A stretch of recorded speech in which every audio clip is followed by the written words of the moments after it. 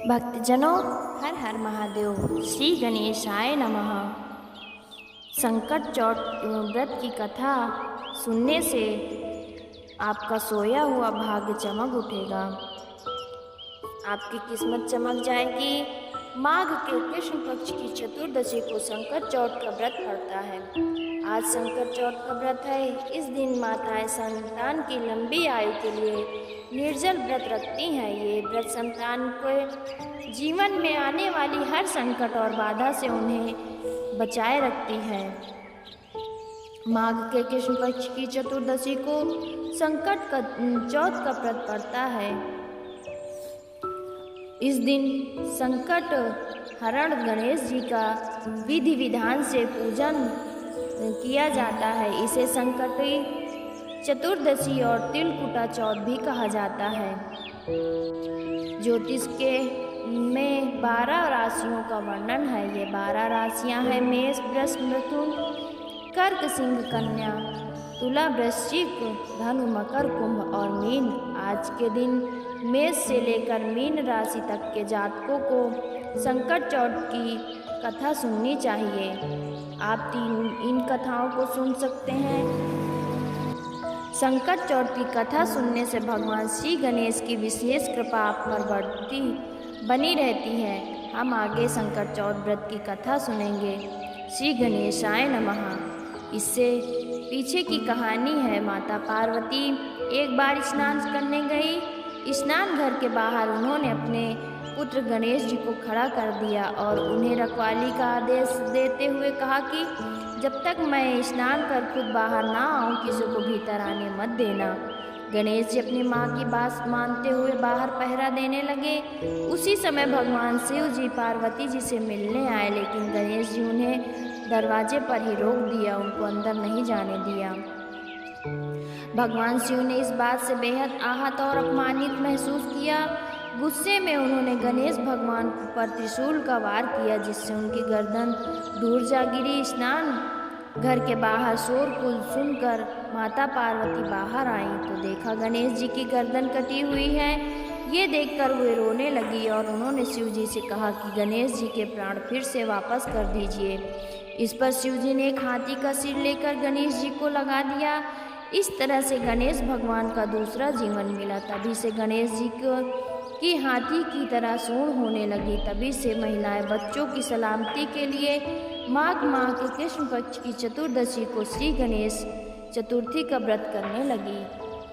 संकट चतुर्दशी को सारा दिन निर्जला व्रत करके माताएं अपने पुत्र की लंबी आयु और सुख समृद्धि के लिए रात्रि में चंद्र को अर्घ देती हैं। इस कथा को सुनने से आप सभी की मनोरथें पूर्ण होगी। भक्तजनों, श्री गणेशाय नमः। श्री गणेशाय नमः। भक्तजनों, हर हर महादेव। श्री गणेशाय नमः। गणेश चतुर्थी की 4 पौराणिक एवं प्रचलित कथाएं व्रत में सुनने से दूर होंगे सारे संकट, मिलेगा अपार सुख। श्री गणेशाय नमः। श्री गणेशाय नमः। पहली संकट चौथ की व्रत कथा हम आगे सुनते हैं, जिसको सुनने से सभी व्रतधारियों के मन भावन व्रत पूर्ण होंगे और उनके पुत्रों की दीर्घायु होगी। पौराणिक एवं प्रचलित श्री गणेश कथा के अनुसार एक बार देवता कई विपदाओं में घिरे थे। तब वो मदद मांगने भगवान शिव के पास आए। उस समय शिव के साथ कार्तिकेय तथा गणेश जी भी बैठे थे। देवताओं की बात सुनकर शिव जी ने कार्तिकेय जी व गणेश जी से पूछा कि तुम में से कौन देवताओं के कष्ट को निवारण कर सकता है। तब कार्तिकेय व गणेश जी दोनों ने ही स्वयं को इस कार्य के लिए सक्षम बताया। इस पर भगवान शिव ने दोनों की परीक्षा लेते हुए कहा कि तुम दोनों में से जो सबसे पहले पृथ्वी की परिक्रमा करके आएगा, वो देवताओं की मदद करने जाएगा। भगवान शिव के मुख से ये वचन सुनते ही कार्तिकेय अपने वाहन मोर पर बैठकर पृथ्वी की परिक्रमा के लिए निकल गए। परंतु गणेश जी सोच में पड़ गए कि वो चूहे के ऊपर बैठकर कैसे सारी पृथ्वी की परिक्रमा कर सकते हैं। तो इस कार्य में उन्हें बहुत समय लग जाएगा। तभी एक उपाय सूझा। गणेश जी अपने स्थान से उठे और अपने माता पिता के साथ बार परिक्रमा करके वापस बैठ गए। परिक्रमा करके लौटने पर कार्तिकेय स्वयं को विजेता बताने लगे। तब शिव जी ने श्री गणेश से पृथ्वी की परिक्रमा न करने का कारण पूछा। तब गणेश जी ने कहा, माता पिता के चरणों में ही समस्त लोक हैं। ये सुनकर भगवान शिव ने गणेश जी को देवताओं के संकट दूर करने की आज्ञा दी। इस प्रकार भगवान शिव ने गणेश जी को अपना आशीर्वाद दिया कि चतुर्थी के दिन जो तुम्हारा पूजन करेगा और रात्रि में चंद्रमा को अर्घ्य देगा, उसके तीनों ताप यानी दैहिक ताप, दैविक ताप तथा भौतिक ताप दूर होंगे। इस व्रत को करने से व्रतधारी के सभी तरह के दुख दूर होंगे और उनके जीवन में भौतिक सुखों की प्राप्ति होगी। चारों तरफ से मनुष्य की सुख समृद्धि बढ़ेगी, पुत्र पौत्रादि धन ऐश्वर्य की कमी नहीं रहेगी। गणेश चतुर्थी की दूसरी कथा हम आगे सुनेंगे। भक्तजनों, श्री गणेशाय नमः, श्री गणेशाय नमः। एक समय की बात है, राजा हरिश्चंद्र के राज्य में एक कुम्हार था। वो मिट्टी के बर्तन बनाता, लेकिन वे कच्चे रह जाते। एक पुजारी की सलाह से उसने इस समस्या को दूर करने के लिए एक छोटे बालक को मिट्टी के बर्तनों के साथ आवा में डाल दिया। एक दिन संकष्टी चतुर्थी का दिन था। उस बच्चे की माँ अपने बेटे के लिए परेशान थी। उसने गणेश जी से बेटे की कुशलता की प्रार्थना की। दूसरे दिन जब कुम्हार ने सुबह उठकर देखा तो आवा में उसके बर्तन तो पक गए थे, लेकिन बच्चे का बाल भी बांका नहीं हुआ। वो डर गया और राजा के दरबार में जाकर सारी घटना बतलाई। इसके बाद राजा ने उस बच्चे और उसकी माँ को बुलवाया तो माँ ने सभी तरह से विघ्न को दूर करने वाली संकष्टी चतुर्दशी का वर्णन किया। इस प्रकार घटना के बाद से महिलाएं संतान और परिवार के सौभाग्य के लिए संकट चौथ का व्रत करने लगी। गणेश जी जैसे उस माँ के बच्चों की रक्षा की, वैसे आप सभी के बच्चों की रक्षा करती रहें। हे विघ्नहर्ता, सबके विघ्न हरते रहिए। श्री गणेशाय नमः। अब हम तीसरी कथा आगे सुनेंगे। एक समय की बात है कि विष्णु भगवान का विवाह लक्ष्मी जी के साथ निश्चित हो गया। विवाह की तैयारी होने लगी। सभी देवताओं को निमंत्रण भेजे गए, परंतु गणेश जी को निमंत्रण नहीं दिया। कारण जो भी रहा, भगवान विष्णु की बारात जाने का समय आ गया। सभी देवता अपनी पत्नियों के साथ विवाह समारोह में आए। उन सब ने देखा कि गणेश जी कहीं दिखाई नहीं दे रहे। तब वे आपस में चर्चा करने लगे कि गणेश जी क्यों नहीं आए। उनको न्योता नहीं दिया गया क्या, या स्वयं गणेश जी नहीं आना चाहते? सभी को इस बात पर आश्चर्य होने लगा। तभी सबने विचार किया कि विष्णु भगवान से इसका कारण पूछा जाए। भगवान विष्णु ने से पूछने पर उन्होंने कहा कि हमने गणेश जी के पिता भोलेनाथ महादेव को न्योता भेजा है। यदि गणेश जी अपने माता पिता के साथ आना चाहते हैं तो आ जाएं। अगला अलग से न्योता देने की कोई आवश्यकता भी नहीं थी। दूसरी बात यह है कि उनको 1.25 मन मूंग, 1.25 मन चावल, 1.25 मन घी और 1.25 मन लड्डू का भोजन दिन भर में चाहिए। यदि गणेश जी नहीं आएंगे तो कोई बात नहीं, दूसरे के घर जाकर इतना सारा खाना पीना अच्छा भी नहीं लगता। इतनी वार्ता कर ही रहे थे कि किसी ने एक सुझाव दिया कि यदि गणेश जी आ भी जाए तो उनको द्वारपाल बनाकर बैठा देने से आप घर की याद रखना, या आप तो चूहे पर बैठकर धीरे धीरे चलोगे तो बारात से बहुत पीछे रह जाएंगे। ये सुझाव भी सबको पसंद आ गया तो विष्णु जी भगवान ने अपनी भी सहमति दे दी। होना क्या था कि गणेश जी वहाँ आ पहुँचे और उन्हें समझा बुझाकर घर की रखवाली करने बैठा दिया। बारात चल दी। तब नारद जी ने देखा कि गणेश जी तो दरवाजे पर ही बैठे हुए हैं, तो वे गणेश जी के पास गए और रुकने का कारण पूछा। गणेश जी ने कहने लगे कि भगवान विष्णु ने मेरा बहुत अपमान किया है। नारद जी ने कहा कि आप अपनी मूषक सेना को आगे भेज दें तो वो रास्ता खोद देगी जिससे उनके वाहन धरती में धंस जाएंगे, तब आपको सम्मान पूर्वक बुलाना पड़ेगा। अब तो गणेश जी ने अपनी मूषक सेना जल्दी से आगे भेज दी और सेना ने जमीन खोल कर दी। जब बारात वहाँ से निकली तो रथों के पहिए धरती पर धंस गए।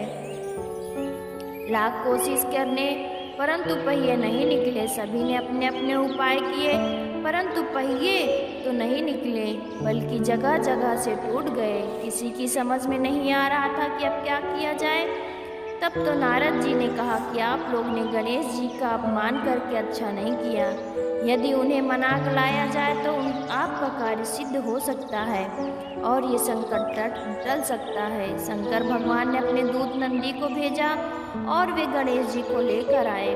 गणेश जी का आदर सम्मान के साथ पूजन किया, तब कहीं रथ के पहिए निकले। अब रथ के पहिए निकल तो गए परंतु वे टूटे फूटे हो गए, तो उन्हें सुधारे कौन? पास के खेत में खाली काम कर रहा था, उसे बुलाया गया। खाती अपना कार्य करने के पहले श्री गणेशाय नमः कहकर गणेश जी की वंदना की। मन ही मन करने लगा। देखते ही देखते खाती ने सभी पहियों को ठीक कर दिया। वो खाती कहने लगा कि हे देवताओं, आपने सर्वप्रथम गणेश जी को नहीं मनाया होगा और ना उनकी पूजा की होगी, इसीलिए तो आपके साथ संकट आया।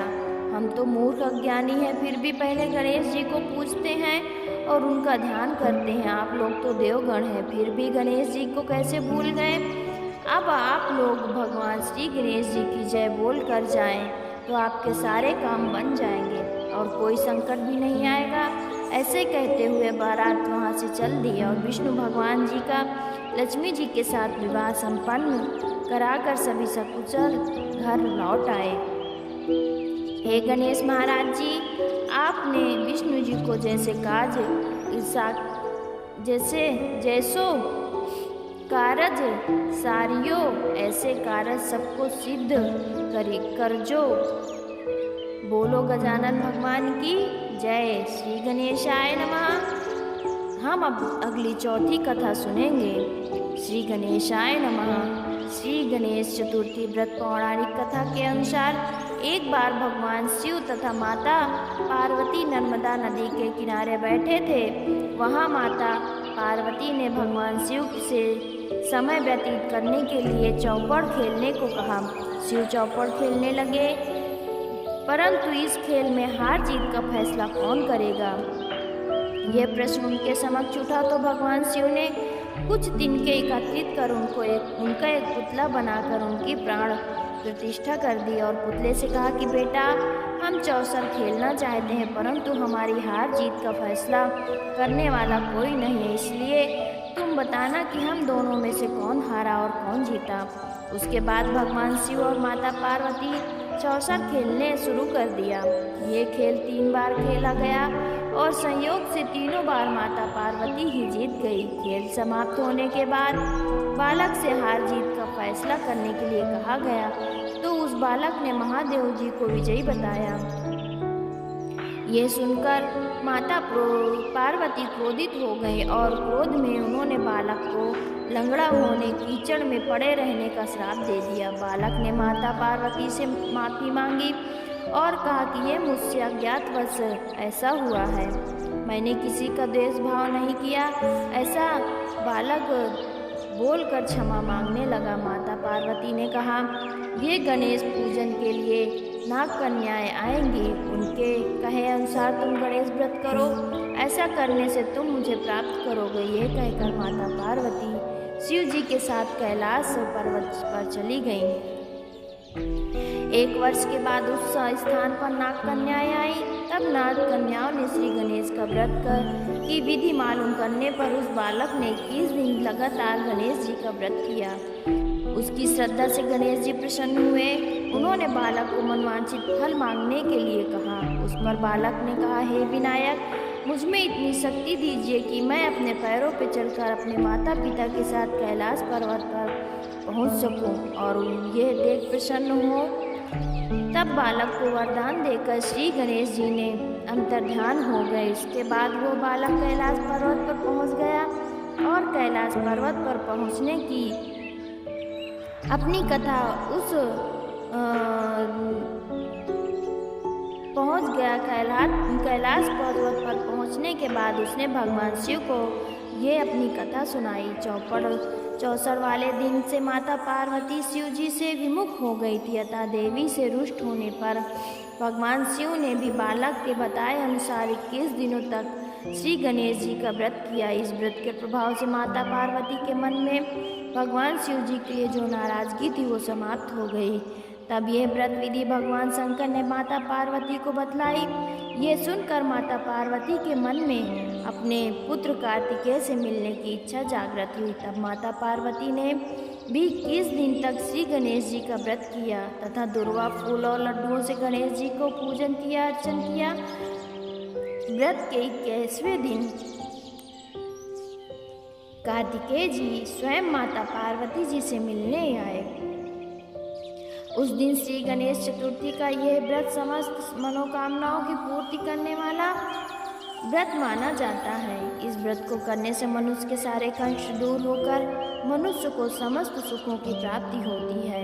इस व्रत को सुनने और पढ़ने वाले के सभी कष्ट दूर होकर उसके समस्त परिवारजनों के कष्ट दूर होकर उनके जीवन में मंगलमय यात्राएं शुरू होती है। भक्तजनों, हर हर महादेव। श्री गणेशाय नमः।